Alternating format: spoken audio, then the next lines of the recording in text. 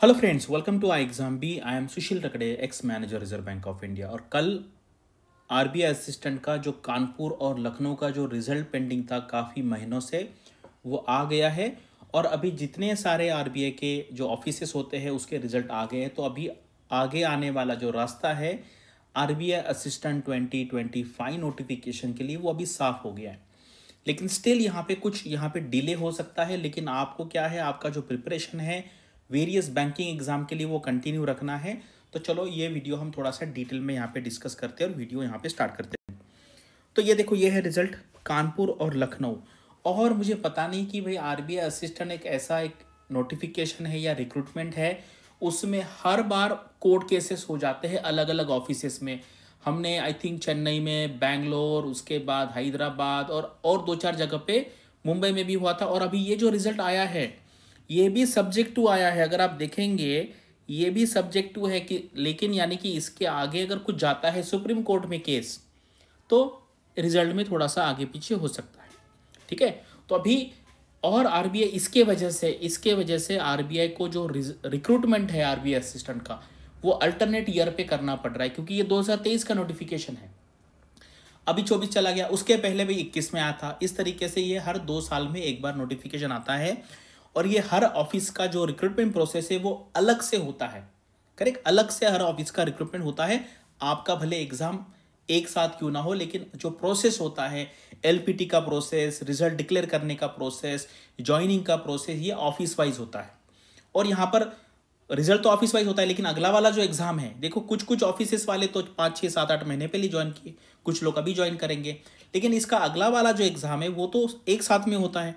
इसलिए जब तक पुराने रिक्रूटमेंट प्रोसेस का रिजल्ट लगता नहीं, तब तक आगे वाला रिक्रूटमेंट आएगा नहीं, क्योंकि नोटिफिकेशन और एग्जाम तो एक ही होगा।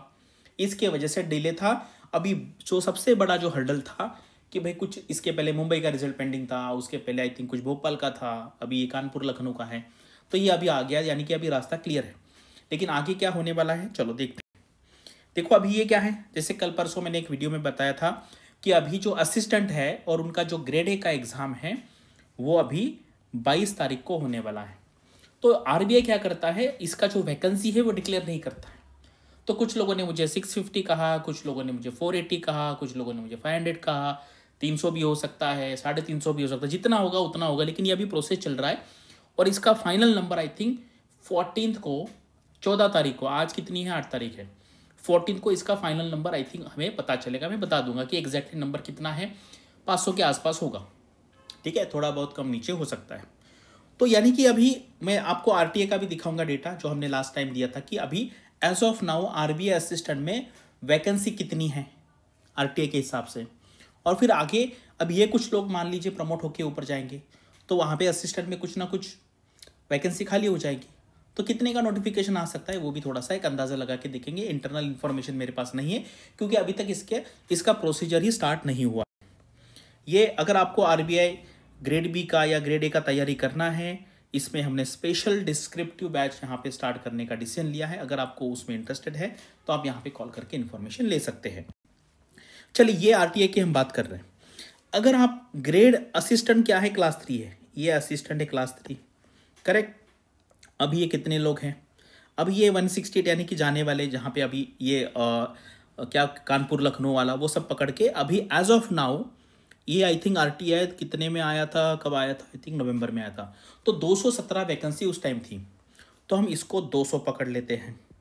ठीक है, सिंप्लिसिटी के लिए मान लीजिए 400 से 500, 500 पकड़ लेते, 500 मान लीजिए प्रमोट हो गए, तो ये हो गए 700।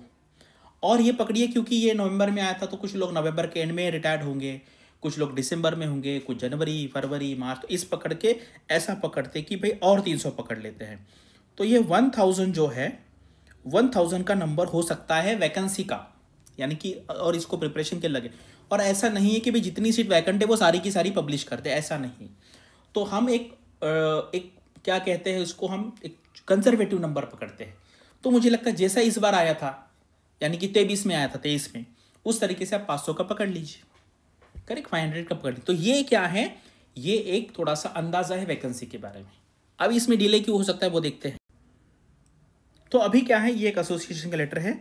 अभी आरबीआई में वेज निगोशिएशन चालू है, करेक्ट। वेज निगोशिएशन है जिसको हम सैलरी निगोशिएशन कह सकते हैं, वो अभी चालू है। आपको पता होगा, आप बैंक में क्लर्क है या पीओ है या आप नहीं भी है तो आपको पता है कि बैंक की सैलरी रिवाइज हो गई है। अभी आरबीआई की अभी बाकी है, तो यहाँ पे सैलरी रिवीजन होना बाकी है। उसके बाद इंटरनल प्रमोशन की पॉलिसी में बहुत बड़ा यहाँ पे ट्रांसफॉर्मेशन होने वाला है।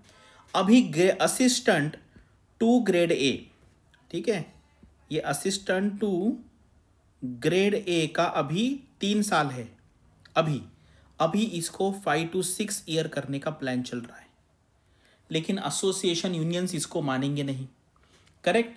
और ये निगोशिएशन का जो मौका है एसोसिएशन के लोगों को, यूनियन के लोगों को 4-5 साल में एक बार मिलता है, तो इसलिए यहाँ पे ये निगोशिएट करेंगे। और जब तक मतलब निगोशिएशन में क्या होता है, सबका भला होना चाहिए, मतलब सब लोग एग्री करने चाहिए। यहाँ पे मिनिस्ट्री का इतना रोल नहीं है, लेकिन थोड़ा बहुत होता है क्योंकि पैसा आरबीआई तो गवर्नमेंट का ही ऑर्गेनाइजेशन है, तो उनका कुछ से रहेगा, आरबीआई के मैनेजमेंट का रहेगा, कुछ एसोसिएशंस है, कुछ यूनियंस है, तो यहाँ पे इसके ऊपर काफ़ी डिस्कशन होगा।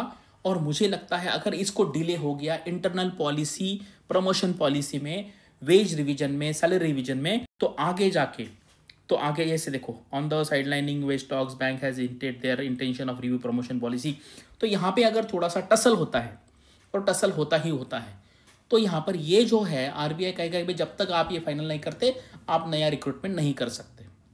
तो इसलिए मुझे ऐसे लगता है कि यहाँ पे आप मिनिमम 4 महीने पकड़ लीजिए, मिनिमम 4 महीने और मैक्सिमम 8 महीने भी लग सकते हैं, ठीक है। मिनिमम 4 महीने, मैक्सिमम 8 महीने।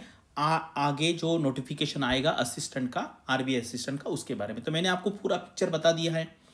अभी 14 तारीख को एक कुछ मीटिंग होगा, उसमें एक नंबर फाइनल होगा। वो कौन सा वाला, जो अभी प्रमोशन हो रहा है असिस्टेंट से ग्रेड ए वाला, उसका एग्जैक्ट नंबर पता चलेगा, 500 के आसपास रह सकता है वो।